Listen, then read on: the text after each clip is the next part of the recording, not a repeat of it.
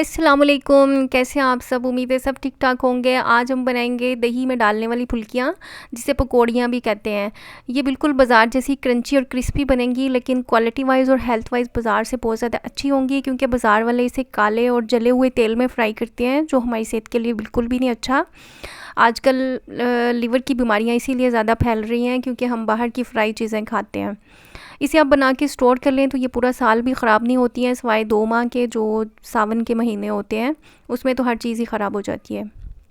अगर वीडियो पसंद आए तो चैनल को सब्सक्राइब करके बेल आइकन को प्रेस कर लीजिएगा, ताकि मज़ीद अच्छी अच्छी वीडियोस का नोटिफिकेशन आपको मिलता रहे। चलिए बनाना स्टार्ट करते हैं। बिस्मिल्लाहिर्रहमानिर्रहीम। 2 कप मैंने बेसन लिया है। मैं थोड़ी क्वांटिटी में बता रही हूँ, आप इसी रेशो के हिसाब से क्वांटिटी को बढ़ा सकते हैं।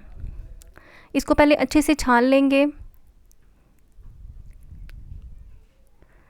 और इसमें ना कोई चीज़ भी डालने की ज़रूरत नहीं है, नमक और अजवाइन वगैरह या कुछ भी डालने की ज़रूरत नहीं है, क्योंकि जब हम दही में डालते हैं तो पहले इसको भिगो के रखते हैं, और भिगोने की सूरत में सब कुछ निकल जाता है। लेकिन मैं इसमें इसलिए कुछ चीज़ें डालूँगी क्योंकि बाज़ दफ़ा हम इसे निम्को के तौर पर खा रहे होते हैं, तो तब फिर ये टेस्टी लगे।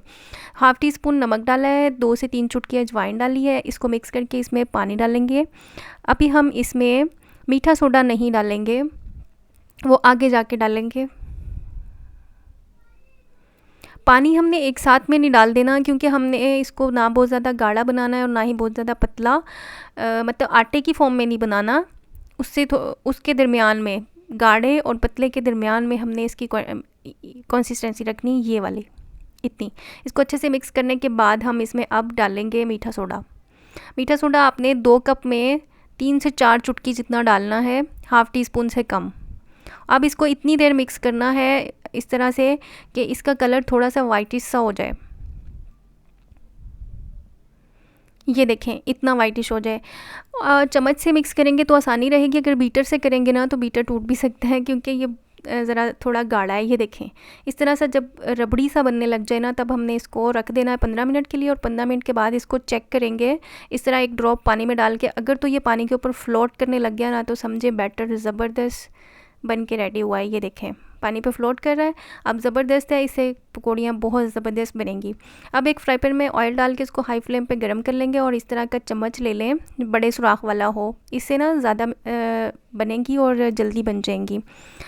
एक एक करके बनाएंगे ना, अगर जैसे बोतल में ढक्कन में सुराख करके आप उसमें भी बना सकते हैं, लेकिन उसमें फिर एक एक करके डालनी पड़ेंगी तो बहुत टाइम लग जाएगा। इसमें ज़्यादा डलेंगी और जल्दी बन जाएंगी। ये देखें, इसको चम्मच को जगह चेंज कर करके आप इस तरह से ऊपर से प्रेस करते जाएं, और इस तरह डिफरेंट जगहों पे डालते जाएं। ऑयल इतना गर्म होना चाहिए कि ये जैसे ही इसमें डलें फ़ौरन ऊपर फ्लोट करने लग जाएँ, पैंदे में बैठे ना। लेकिन जब हमने डालने लगना है ना इसमें ऑयल में, तो फ्लेम को बिल्कुल लो करके डालना है, और एंड तक फ्लेम को लो पे ही इसको फ्राई करना है, ताकि अंदर से भी ये क्रिस्पी और क्रंची बने। अगर हमने फ्लेम को मीडियम या हाई पे रखा तो ये बाहर से ब्राउन हो जाएंगी, अंदर से कच्ची रह जाएंगी, नरम रह जाएंगी। उसे फिर हम ज़्यादा देर के लिए स्टोर नहीं कर सकेंगे, वो जल्दी ख़राब हो जाएंगी।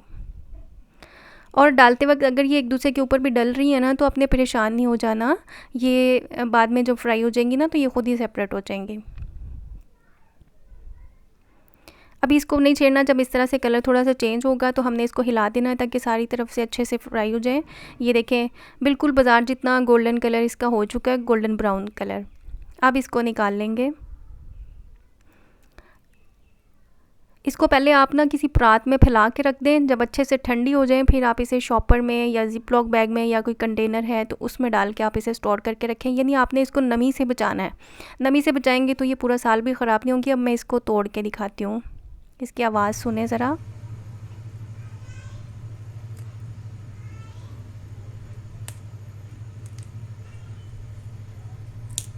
ये देखें कितनी क्रिस्पी बनी है ना। बस स्टोर करने से पहले आपने इसको ठंडा कर लेना है। अल्लाह ताला हम सब के लिए आसानियाँ पैदा फ़रमाए, और हम सबको आसानियाँ तक़सीम करने की भी तौफ़ीक अता फ़रमाए। मिलूँगी मैं इंशाल्लाह नेक्स्ट वीडियो में नेक्स्ट रेसिपी के साथ। तब तक के लिए अल्लाह हाफ़िज़।